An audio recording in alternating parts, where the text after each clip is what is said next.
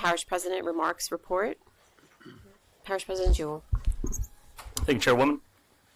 Okay, I will start really quickly with the East Bank Bridge Park ribbon cutting. Well, first, let me just introduce. We have Doug Sheremy in the office, in the audience today. Doug is with the governor's office. We want to thank you and the governor for having people come out and keep track of all the things that are going on out in the parishes. So thank you, Doug. All right, we're going to be celebrating our ribbon cutting for the East Bank Bridge Park. I know this has been long awaited, and it certainly has been for us as well. So we're asking the public and our council members to join us on Thursday, October 30th at 5 p.m. for the official ribbon cutting ceremony. The event is going to highlight the recent park improvements, which include the 2 new turfed fields, an updated basketball court, newly constructed pickleball courts and tennis courts, a fully paved parking lot, which is something we didn't have there before, and a lot of drainage and ground improvements to the park that have happened since then. We are very proud to have worked closely with Valero, who gave us a very generous donation of $500,000 to help make this project possible. And so we look forward to hearing from the Valero team as well. We'll go over to the East Bank Bridge Park culvert installation. So in conjunction with this, I mentioned that we are working on drainage at the park, and this is going to be a big improvement where Public Works is working with us to install drainage pipes that are going to go along the I-310 exit ramp, which is where the park currently drains to. So it's all draining to that road and then coming around. Public Works recently made improvements to the pipe that goes behind Harry Hurst Middle School and ties in to a larger canal back there before it goes out into the wetlands. So this is really going to help get the park drained pretty quickly. It's also going to make it a lot easier for maintenance. And overall, aesthetically, it will look better. So we want to just say thank you to not only our Parks and Rec team, but to the Public Works team who are helping us do this. Okay, the Hahnville boat launch is now open. We are excited that this project, or repair, I should say, is complete.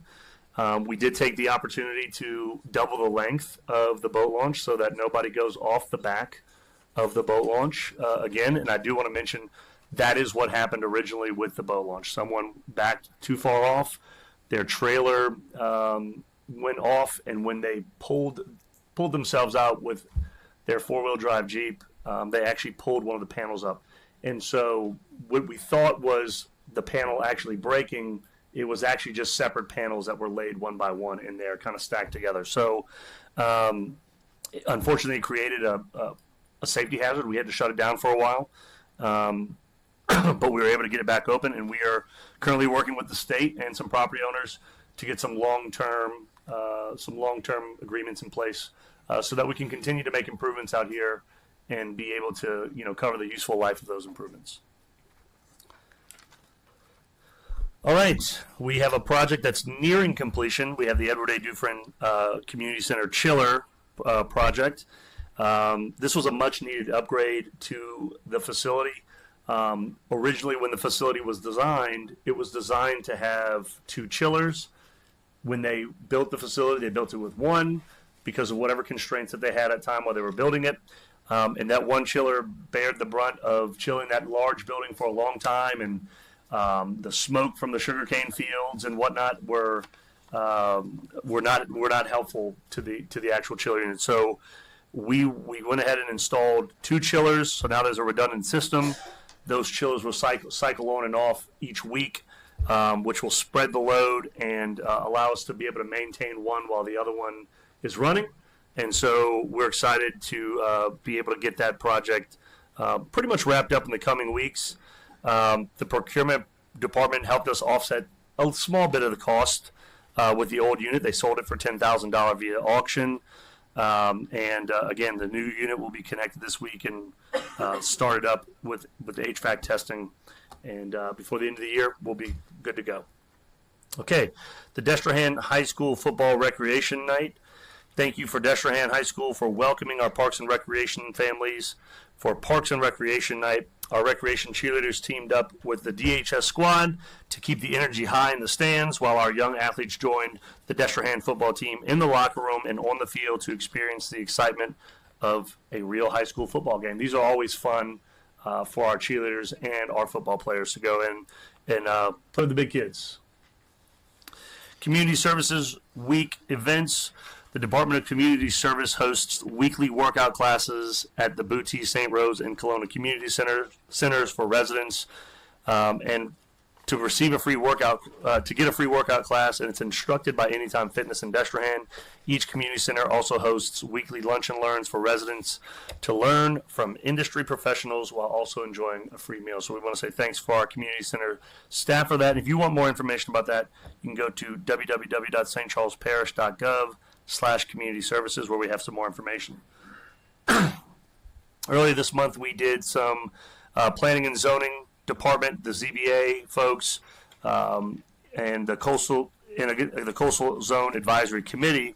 They went out for a first-hand look at the Davis Pond freshwater diversion project with some CPRA staff. During the visit, they learned about CPRA's strategy for managing the diversion and the long-term monitoring of salinity levels, vegetation health, and sediment deposits. They also took an airboat tour out to the ponding area for the Davis diversion and looked at the land that has been built up as a result of the Davis Pond diversion. Thanks to the CPRA, Restore the Mississippi River Delta, St. Bernard Ecotourism, which provided the airboat, and the St. Charles Sheriff's Department, which assisted with the tour. I want to say I've been on this tour many times. It is amazing what the Davis Pond diversion has been able to create in a little over 20 years.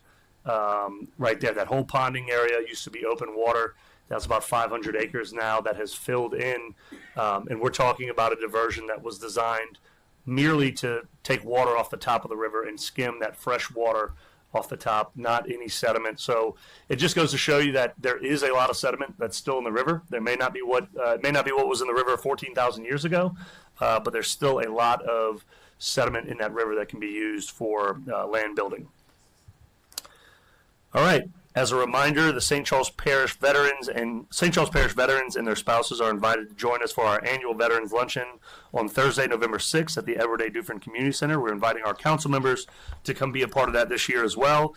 If you'd like to be a part of the Veterans Tribute, please send a picture of your service member with a name, branch, and rank to publicinfo@stcharlesgov.net by Saturday, November 1st. And you can always call our office if you need any help with that. That's 985-783-5000, and we can help get that photo on the slideshow. October is National Manufacturing Month, so we wanted to make sure to talk about the importance and significant impact that the manufacturing industry has on our parish. The petrochemical industry specifically provides $267 million in annual wages in St. Charles Parish, which is significantly above the state's manufacturing average. Since 2022, over $4 billion in new investments have been authorized, creating 250 new jobs with $21 million in new payroll in the parish, and manufacturers pay $229 million in property taxes annually, which is 88% of all property taxes in the parish. This directly funds our local schools, our sheriff's department, infrastructure projects, and important services that are provided in the parish. Our local manufacturers also partner with our schools and our parish to strengthen STEM education and skills trade. They also sponsor student and teacher development programs, creating pathways for long-term careers and for residents. I do want to say thank you to the Louisiana Chemical Association, Mr. David Cresson, Brian Landry, Patrick Riley, and I think John Diaz is here somewhere. There he is, John. Thank you all for being here. David, if you want to say anything, just 10 seconds. If you just tell everybody hello, introduce yourself. Yes, sir. Thank you, President Jewell, and thank you, council members, for having us. I will be very brief. Again, I am David Cresson. I am the pretty new president and CEO of the Louisiana Chemical Association. We're honored to be here. We're honored to represent quite a few members of ours who come from St. Charles Parish. We represent 70 overall across the state, about 100 facilities, and another 500 vendor companies that make up our LCI program. And here in St. Charles, we're especially proud of the fact that you all have some of the highest incomes in the state, some of the highest employment rates in the state, while also having some of the best health outcomes in the state. And we as an organization and as an industry are proud of our role in that. So thank you for allowing us to be here today. Thank you for honoring our industry, especially alongside friends from the ARC and with the first responders as well. So thank you for allowing us to be here. We're honored to present, and thank you, President Jewell, for the kind words. Thank you. Thank you. Thank you, David. We appreciate the work that you guys are doing to not only promote the state, but promote the benefits that manufacturing is doing within St. Charles Parish. And Chairwoman, that concludes my report.